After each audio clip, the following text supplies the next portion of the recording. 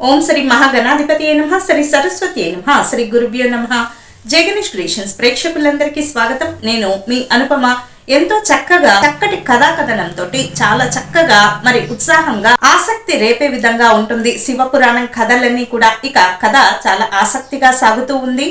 పోయిన భాగంలో భీకర సమరము అంటే తారకాసురుడి సైన్యానికి కుమారస్వామి సుబ్రహ్మణ్యేశ్వర స్వామి సైన్యానికి చాలా హోరాహోరీగా మరి యుద్ధం జరుగుతుండడాన్ని మనం గమనించాము. అన్ని తలలు మొండాలు అన్ని వేరుగా పడి ఉండడము, రక్తము ఏరులై పారడము, గద్దలు అలాగే ఊలలు వేస్తూ అరుస్తూ గట్టిగా అరుచుకుంటూ నక్కలు మరి ఏవైతే రాకూడదు కుక్కలు పెద్దగా అరుచుకుంటూ నక్కలు అరుచుకుంటూ ఆ కలేబరాలను పీక్కుని తింటూ ఆ రక్తాన్ని జుర్రుకుంటూ వివరించడానికి కూడా కష్టంగా ఉండేటటువంటి సంఘటన అవన్నీ కూడా మనం పోయిన భాగంలో విన్నాము.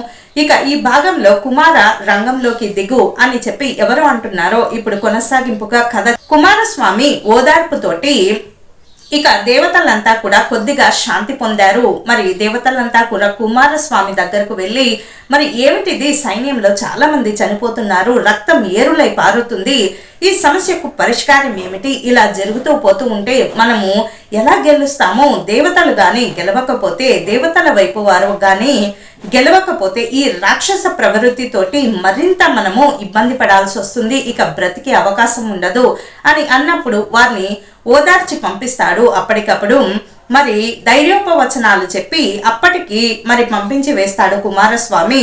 కొద్దిగా శాంతి పొందుతారు ఆయన ధైర్యవచనాలకు. వెంటనే కుమారస్వామి తన తండ్రి అయిన శివుని పంచాక్షరి మంత్రాన్ని పఠించాడు. అలాగే తల్లి అయిన పార్వతీదేవి ఆశీస్సులు పూర్తిగా పొందినవాడు కాబట్టి పాశుపతాస్త్రాన్ని కూడా ఒక్కసారి తలుచుకున్నాడు. ఇక భల్లున తెల్లారింది. అంతే, ఇక అందరూ కూడా మళ్ళీ యుద్ధ భూమిలోకి బయలుదేరారు. యుద్ధ భూమిలోకి బయలుదేరి ఒకరికొకరు ఇరు సైన్యాల వారు ఒకరికొకరు ఎదురుపడ్డారు. ఇక వెంటనే కూడా ఈసారి కుమారస్వామి ముందుండి సైన్యాన్ని నడిపించాడు.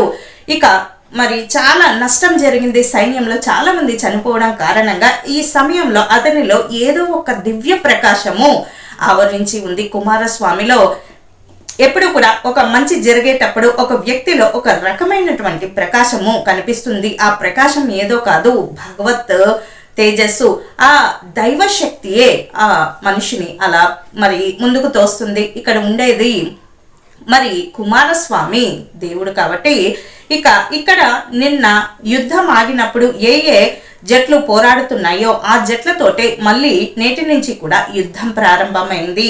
తారకాసురుడు వీరభద్రుని తోటి జోరుగా పోరాడుతున్నాడు. ఈలోగా కాస్త సమయం చూసుకొని నారదుడు మెల్లగా వీరభద్రుని వద్దకు వచ్చి, నాయనా వీరభద్ర, నీ వల్ల ఈ తారకుడు చావడు, అనవసరంగా ఈ యుద్ధాన్ని చేసి కాలాన్ని ఎందుకు వృధా చేస్తున్నావు, ఎందుకు వృధా చేస్తావు అంటాడు నారదుడు వీరభద్రుని తోటి. ఇక దాంతో ఉక్రోషంతో మౌనింద్ర నారద, నీవు నా యందు వాత్సల్యంతో చెప్పిన మాటలు శిరోధార్యమే, కానీ అయినప్పటికీ నేను తప్పక ఈ తారకుణ్ణి వధిస్తాను. నా యజమాని కుమారుడు అంటే యజమాని శివుని కుమారుడు కుమారస్వామి ప్రస్తుతము దేవ సైన్యాధ్యక్షుడు, సరాసరి అధ్యక్షుడినే యుద్ధానికి పంపడం ధర్మం కాదు.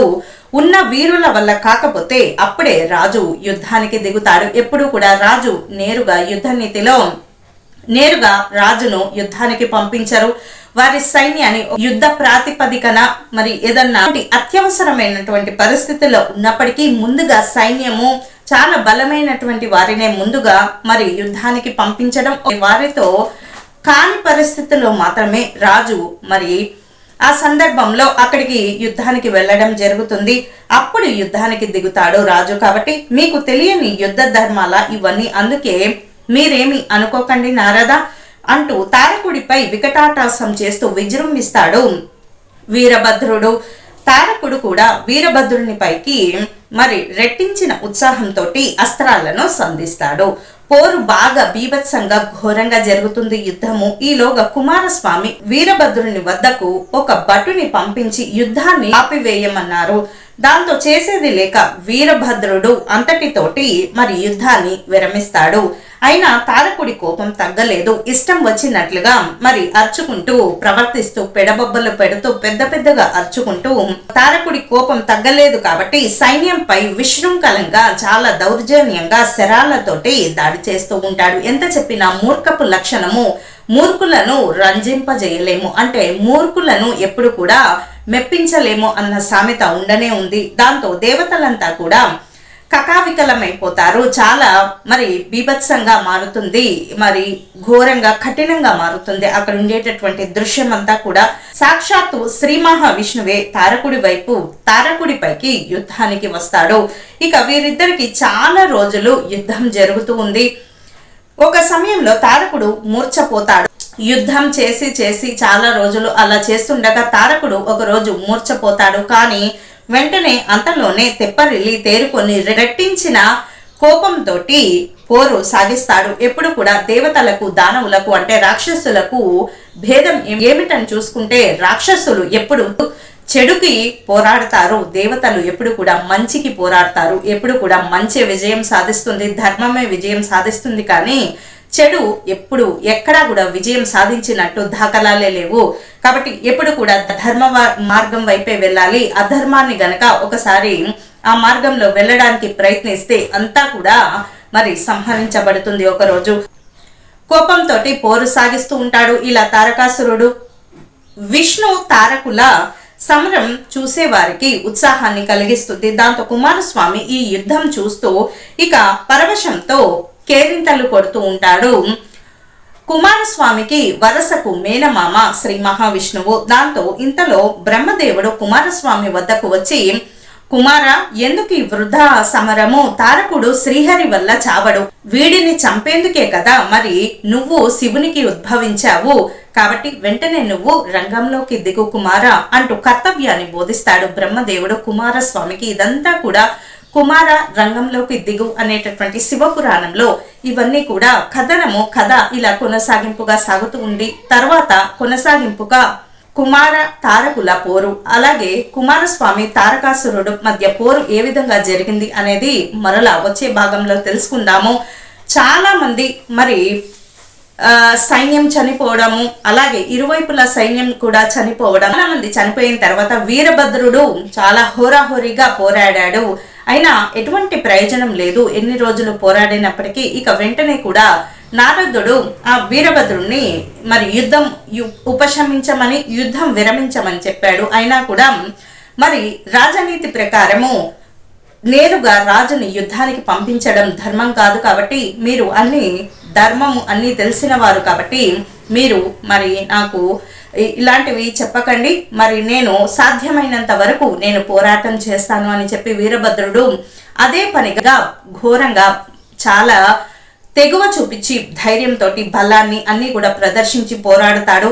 అయినప్పటికీ ఏమాత్రం కూడా యుద్ధము ఒక కొలిక్కి రాదు.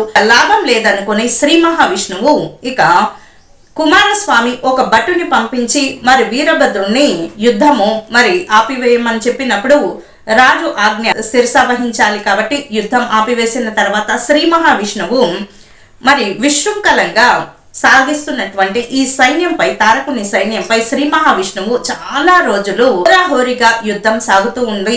ఈ యుద్ధం సాగుతున్నప్పుడు మరి కుమారస్వామి అయినప్పటికీ చిన్న వయసే అయినా యుద్ధ వ్యూహాలు అన్ని తెలిసిన వాడు, చాలా బల పరాక్రమవంతుడు. బలం ఒకటే ఉంటే సరిపోదు, శక్తి ఉండాలి, యుక్తి ఉండాలి. అంటే ఎప్పుడు ఉపయోగించాలో అప్పుడే ఉపయోగించాలి.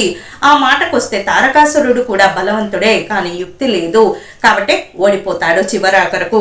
కాబట్టి చాలా ఉత్సాహంగా గమనిస్తూ ఉంటాడు శ్రీ మహావిష్ణువు ఈ యొక్క తారకాసురుడి మీద యుద్ధం చేస్తూ ఉంటే అలా ఉత్సాహం కలుగుతుంది కుమారస్వామికి. దాంతో కుమారస్వామి పరవశంతో కేరింతలు మరి చాలా మరి ఆ యుద్ధాన్ని ఆనందిస్తూ ఉంటాడు. దాంతో బ్రహ్మదేవుడు ఇక తన విధిగా కుమారస్వామికి తెలియజేయాల్సిన ధర్మాన్ని, కుమార నీవు సమయాన్ని వృధా చేయకుండా వీడిని చంపేందుకే కదా శివునికి నువ్వు కుమారునిగా ఉద్భవించావు. వీడు శ్రీహరి వల్ల చావడు, కేవలం తారకాసుని సంహారం గురించే నీ ఉద్భవం అనేది అతి కఠినమైన పరిస్థితుల్లో మరి నీవు ఉద్భవించావు కాబట్టి వెంటనే నువ్వు రంగంలోకి దిగు అని చెప్పి బ్రహ్మదేవుని ఆజ్ఞానుసారము కుమారస్వామి, సుబ్రహ్మణ్యేశ్వర స్వామి, షణ్ముఖుడు, షడాననుడు ఇలా ఏ పేర్లతో పిలిచినా కూడా కుమారస్వామి, సుబ్రహ్మణ్యేశ్వర స్వామి ఏ ఇంటికి ఆ ఇంటికి కుమారులు ఎవరి ఇంటికి వారికి ఉన్నా కూడా ఒక కుమారస్వామినే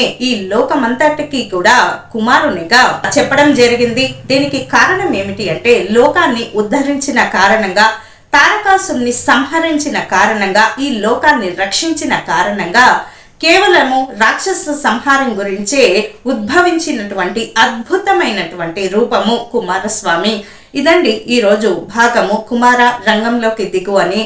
మరి వచ్చే భాగంలో కుమార తారకుల పోరు, కుమారస్వామి తారకుల పోరు ఏ విధంగా సాగింది. బ్రహ్మ వరప్రసాది కాబట్టి తారకుడు మరి ఆ విధంగా మరి అతన్ని సంహరించడం కూడా చాలా అతి కష్టంగా మారింది. ఇప్పుడు ఆ తర్వాత కథ ఏం జరిగింది అనేటటువంటి విషయాలు తదుపరి భాగంలో మనం కొనసాగింపుగా తెలుసుకుందాము. నేను మీ అనుపమ.